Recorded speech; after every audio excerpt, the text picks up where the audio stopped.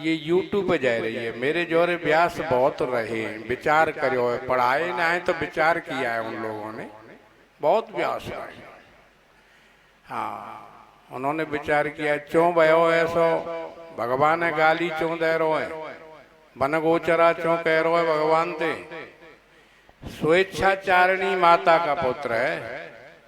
मूल जड़ क्या है सोचो, ज्यादा नहीं खोलूंगा। जो माता अपने पति की बात नहीं मानती, हाँ, अपनी इच्छा से संतान उत्पत्ति के लिए कुछ समय में याचना कर रही है दिति, ऐसी माताओं के पुत्र माँ को भी गाली देते हैं, पिता को देते हैं, भगवान को भी देते हैं और सबको देते हैं। वो ऐसा ही है जो हिरणाक्ष और हणस्क दिति ने नहीं मानी बात, महात्मा की बात नहीं मानी। स्वेच्छाचारिणी माता का पुत्र भगवान से कह रहा है तू वन गोचरा है, मूल जड़ की सल पड़ गई कि नहीं। इसलिए भगवान का भजन किया करो।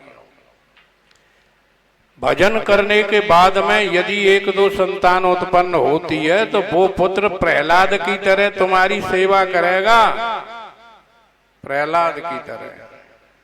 प्रहलाद नारद जी के यहाँ पहुंच गए, नारद जी कथा सुनाते हैं, संस्कार बढ़िया पड़ गए। माता पिता अपने पिता को भी बड़े समझाते हैं, हिरण्यकशिपु की बात बताएंगे आचार्य जी। देखो कथा को, श्लोकबद्ध कथा जो होती है ना, उस कथा का बहुत बड़ा महात्म दिया है। श्रीमद् भागवत के महात्म में जिस कथा में श्लोक नहीं बोले जाते, केवल कहानी रूप, कथा रूप, नाच गाने की प्रक्रिया ज्यादा, उस कथा का महत्व ज्यादा नहीं होता। मैं कोई ऐसा नहीं है कि आपके सामने कोई गलत बात करूं। उस कथा का महत्व शास्त्रीय पद्धति नहीं मानती, शास्त्रकार उसे कथा अच्छी नहीं मानते। जिस कथा में सुंदर श्लोक बोले जाते हो, उनका सुंदरता से अर्थ किया जाता हो, वही कथा मान्य है। वैसे सब कथाएं भगवान की, कहानी के रूप में कहो, नाच गान करके कहो, कैसे वो करो, वो कथा सब भगवान ही की है और सुनने के योग्य भी है। कैसे हूँ हर नाम ले, खेलत खात अजान, बाऊ कुंबाई देत हैं उत्तम गति, लेकिन मान्य नहीं है, विद्वानों में मान्य नहीं होती। इसलिए विद्वता को प्राप्त करना चाहिए और विद्वान ही संसार का कल्याण कर सकता है। एक विद्वान पुरुष ही संसार की सुंदर बातों को बताकर मन के अंदर जो अग्नि जल रही है ना, बहुत भाग रहे हैं हम, तुम सभी भाग रहे हैं अपने अपने विषयों में। तो कहा है ना कभी ने कि भागे तो तू आज भाज ले, भाजे तो तू और भाज ले, और खोजे तो तू आज खोजे आज ले। शंकर कहे गाने का साज ले, बस इसी बात में सार है, बिन समझे क्या गाया है। अरे गाते तो खूब रहे, नचाते रहे, लेकिन समझा कुछ नहीं, आनंद बड़ो आयो सा। पूछी कहा कथा है रही, कछू न शून्य बटा शून्य।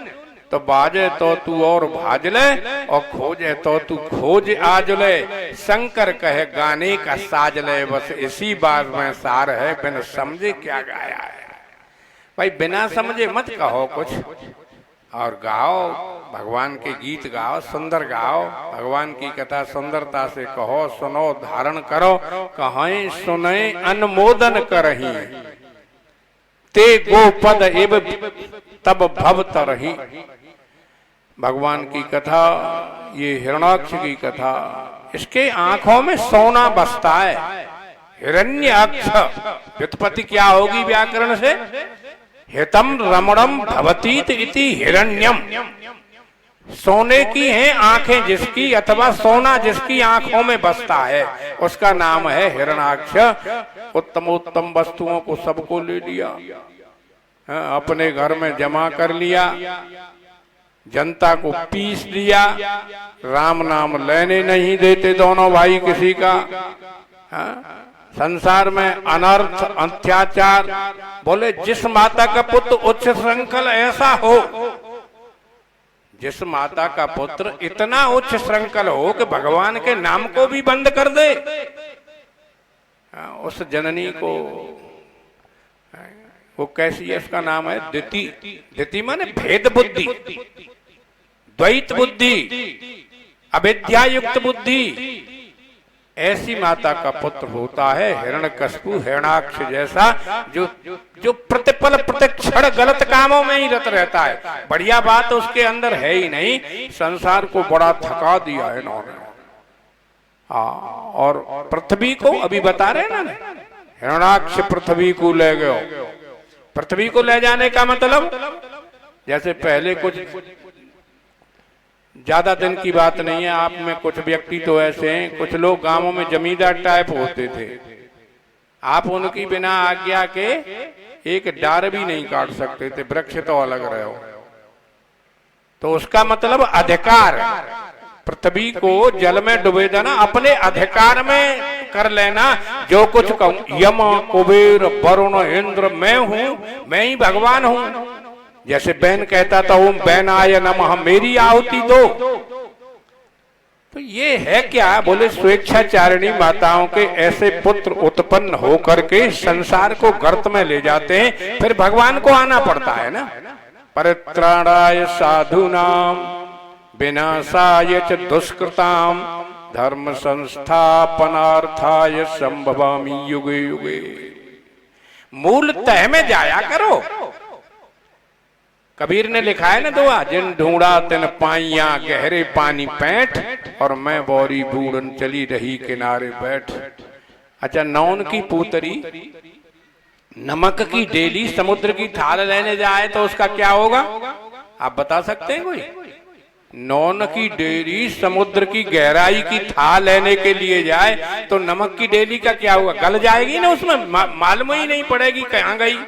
अच्छा, एक बात और बताओ, हाँ, गाय और भैंस बड़ी दूध देने वाली है, और चलनी में काटोगे फिर कितनों ले जाओगे घर को? चलनी में दूध काट के घर को बाल्टी भर के बालकन पियाओगे कि नीचे निकल के मिट्टी मिल जाएगा वो दूध? अरे अनरथ चलनी में मत काढ़े, नहीं दूध बूंद भर पावे। अनरथ चलनी में मत काढ़े, मुखार बिंद से ऐसी बात बोला कर कि जिससे औरों को शांति प्राप्त हो। ऐसी वाणी बोलिए मन का आपा खोए, और उनको शीतल करे आपू शीतल होए। कड़वी वाणी का बोलना बड़ा भयंकर है ना। अच्छा, साधु लोग तुम्हारे हित के लिए कोई कोई बात कह देते हैं कड़वी, कि अपना इनका हित हो। वैसे परस वचन कबहू नहीं बोले हैं, लेकिन कभी कभी ऐसा भी हो जाता है, जैसे दुर्वासा के श्राप में भी भगवान के दर्शन छिपे हुए। दुष्टान वासांसी असौ यस्य स दूरवासा, जो दूबकार करता है, संयमी है। अम्बरीश को शापित कर दिया तो भगवान का दर्शन कराया, चक्र लेकर के ही आ गई। उनके जिनके साप में भी भगवत दर्शन छिपा हुआ है, कभी कभी वो कड़वे वचन बोल करके सत्य मार्ग पर लाने के लिए आपको मार्ग प्रशस्त करते हैं। इसलिए चलनी में दूध न काढ़ना। हाँ, चलनी में दूध नहीं, बढ़िया बाल्टी को मांझ करके धो करके सुंदर दूध। अच्छा, सिंगनी का दूध कहाँ डटता है? कटोरी में काढ़ो, जत्तकी में, क्या बाल्टी लोहे की में, स्टील ही बाल्टी में नहीं रुकेगा। सिंगनी का दूध काढ़ना चलते हो सोने की कटोरी में कढ़ोगो। अब सोने की कटोरी से हरे कपे होते, सोने की कटोरी कहाँ से लावे? नाक को लोग तो हतना है, सोने की कटोरी कहाँ से लावे को बनवावे के काज। इसलिए सिंघनी का दूध सोने के पात्र में डटता है, वैसे नहीं डटता। कहते हैं करते नहीं वे तो बड़े लवार, और आखिर धक्का खाएंगे साईं के दरबार। कथनी मीठी खाण सी करनी विष की लोय, और कथनी तज करनी करे तो बिस्ते अमृत होय। बहुत बहुत धन्यवाद आचार्य जी के लिए, सुंदर अध्ययन। और फिर इतने में भी संतुष्ट नहीं रहना है, जो जैसे सुनाते हो। अध्ययन का मतलब क्या होता है? हर समय हमारे पिताजी, मेरे पिताजी बड़े अच्छे थे, सद्विचारों वाले थे, सब गांव जानते हैं, बड़े सद्विचारों वाले थे। मैं यहाँ पुस्तक रखता था, यहाँ एक मान ट्यूबवेल लगाया था, बहुत पहली बात है, यहाँ पर ट्यूबवेल लगाया था, यही अध्ययन करता था गीता इत्यादि का। तो जब मैं रात्रि में भी दीपक जोड़ करके जाता था, दूध लेकर के घर से आते थे, घर कम जाता था, तो मैं पढ़ाता हुआ मिलता, कहते थे अरे जा आधी रोटी से, फौजी आदमी थे, बलवान थे, तो जा आधी रोटी